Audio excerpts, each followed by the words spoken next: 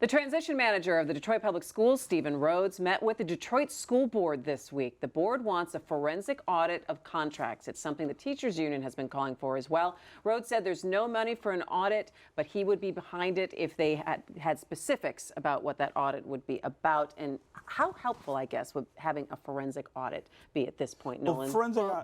Go ahead, Stephen, if you'd like to start. Forensic audit is one of these words that people like to use because they think it sounds really important and really significant. And very technical.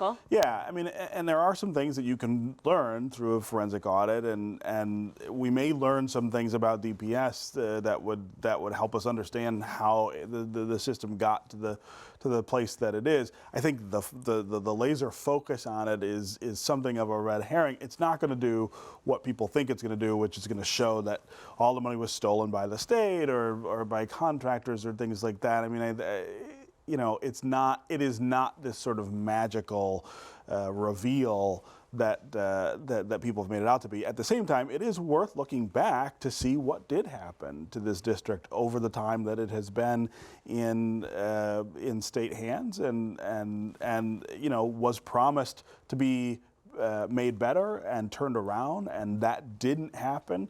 That's an inquiry that I think the state should be very interested in pursuing and accounting to Detroiters for what happened. But you're saying the cost analysis of how much it would cost to do an audit like that, what would be the, I guess, the reward out of getting it. Money better spent keeping your paychecks flowing and your schools open. I think you could do what Steve's talking about with legislative hearings. It's going to be a very expensive exercise, and you know, these folks on the school board said, no problem, we'll just cut you a check. These folks who control no money at this time, and there's really every dime this district has or is going to get has to go into keeping the schools open and funding this transition, because at this point it looks highly unlikely they're going to get the full $200 million out of the state. There's going to be some sort of compromise that will lessen that amount. And the $200 million, the more you look at the $200 million, the more it appears to have been pulled from full thin air. The House keeps asking for an accounting.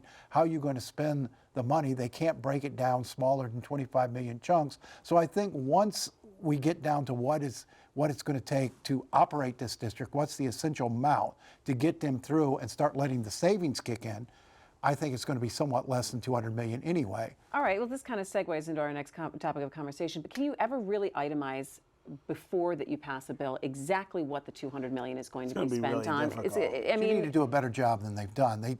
They pulled out, the state treasurer pulled out a sort of rough accounting at the last minute.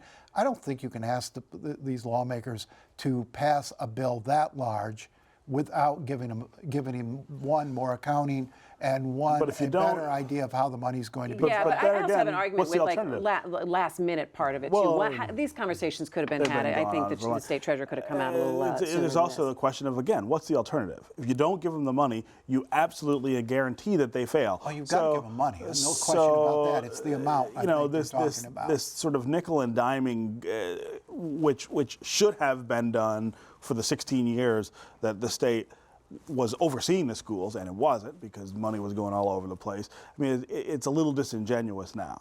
But it's a hard sell to ask lawmakers to fund things for this district that their district's not getting. Every district in the state has needs, and these folks are going to go. I'm talking about the politics of it. These folks got to go home and say, yeah, we cut this check to Detroit so they could have this program and that program and that program. You got to win. Okay, well, no, but let's talk about the fact that they're going to have to cut that check, and they don't have as much money to pull the check from. Okay, so